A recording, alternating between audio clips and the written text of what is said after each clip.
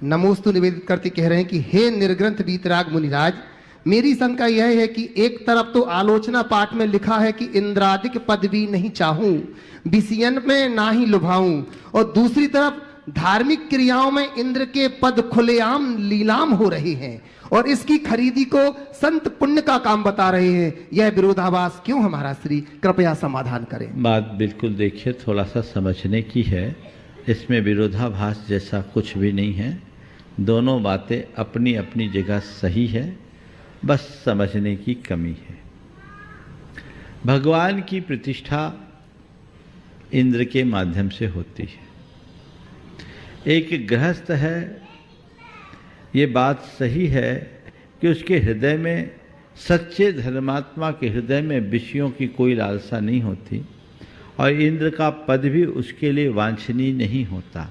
मोक्ष पद ही मूल ध्येय होता है। लेकिन जब तक हम मोक्ष पद को प्राप्त नहीं कर पाए तब तक मोक्ष पद के लिए अनुकूल साधनों का आलंबन जरूरी होता है, जिन पदों को प्राप्त करके हमें शीघ्र मुक्ति मिले। इंद्र में सौधर्म इंद्र कोई बनना चाहता है। क्यों बनना चाहता है? इसलिए नहीं कि हम सौधर्म इंद्र बनकर के स्वर्ग का भोग भोगे, इसलिए कि अगर सौधर्म इंद्र बन गए तो अगले भाव में मेरी मुक्ति पक्की है। इसे सुनिश्चित करने के लिए क्योंकि सौधर्म इंद्र एक भवावतारी होता है और सभी वैमानिक इंद्रों में सबसे कम उम्र उसकी होती है और वह भगवान के पंचकल्याणकों का नायक होता है। तो पंचकल्याणक की प्रतिष्ठा करनी है और शास्त्र उसमें कहते हैं कोई इंद्र ही उसकी प्रतिष्ठा करेगा। ये योग्यता मनुष्यों के पास नहीं है। तो स्थापना निक्षेप के माध्यम से इंद्र की प्रतिष्ठा उसमें की जाती है। कोई इंद्र अगर उसमें बन रहा है तो ये सोच करके नहीं बन रहा है कि मैं सौधर्म इंद्र बनूंगा तो मुझे स्वर्ग का भोग मिलेगा।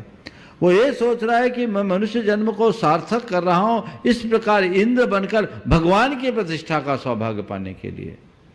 दो दृष्टियां हैं, एक इंद्र पद पाकर के स्वर्ग का भोग भोगने की और एक इंद्र बनकर भगवान की प्रतिष्ठा कर अपने जीवन को कृतार्थ करने की।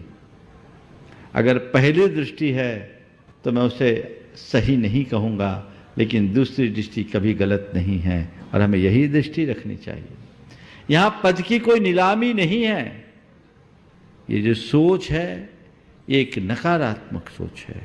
ये तो अच्छा कर्म है, किसी एक व्यक्ति को करने का सौभाग्य मिलता है और उस निमित्त से उसका द्वारा किया गया दान हमारे समाज के कार्यों में बहुत सहायक होता है और वो व्यक्ति दान कर रहा है और दान के निमित्त से आगे बढ़ रहा है। तो ऐसा कार्य करने में हमें कहीं कुछ भी नहीं सोचना चाहिए और वे लोग भाग्यशाली हैं जो ऐसे अवसरों को प्राप्त करते हैं और उनका जीवन बदल जाता है। इसलिए इंद्रादिक पद भी न चाहूं, विषयों में ना ही लुभाऊं, ये जो बात है वो जिस संदर्भ में कही गई है वो उसी ही देखना चाहिए। जब मैं आत्मा में डूबना चाहता हूँ तो सबसे अपने आप को बचाना चाहता हूँ। मुझे स्वर्ग का वैभव बिल्कुल नहीं चाहिए। आज मेरे पास जो वैभव मैं उसको त्याग रहा हूँ, लेकिन इस वैभव को त्यागने के मूल्य पर अगर भगवान की भक्ति करने का मुझे अवसर मिल रहा है तो मैं उसे सहर्ष करूँगा।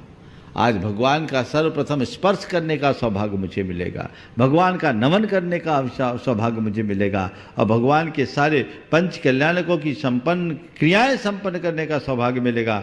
ये सौभाग्य मेरे गृहस्थ जीवन के लिए इससे श्रेष्ठ कोई सौभाग्य नहीं है, इसलिए वो काम करेगा।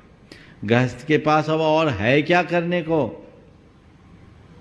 तुम्हारे पास दान पूजा शील उपवास यही 4 धर्म हैं, इसके अलावा और कोई धर्म नहीं। इसलिए ऐसी बातों को नकारात्मक दृष्टि से कतई मत देखो, उसके भीतर की छिपी हुई सकारात्मकता को देखने का प्रयास करो कि ऐसा करके हम अपने जीवन को कितना कृतार्थ कर रहे हैं। और मैं आपको बताऊं, मैं ऐसे अनेक सौधर्म इंद्रों को जानता हूं जो युवा है और युवा होने के साथ जब से सौधर्म इंद्र बने तब से उनके जीवन में आमूलचूल परिवर्तन हो गया। आज 25-25, 28-28, 32-32 साल के युवा, 35 साल के युवा सौधर्मिंद बने और उनके जीवन में जबरदस्त सकारात्मक बदलाव आया। त्याग संयम के वे प्रतिमूर्ति बन गए हैं। ऐसे लोग जो रात्रि में चारों प्रकार के आहार के भी परित्यागी हो गए। एक दंपति तो यहाँ बैठे हैं, सौधर्मिंद बने, इस उम्र में बन गए, बनने का सौभाग्य इनको मिला और आज अभी मीठे तक का त्याग किए बैठे। तो ये आदर्श है ना। तो ऐसा सोच रखना चाहिए।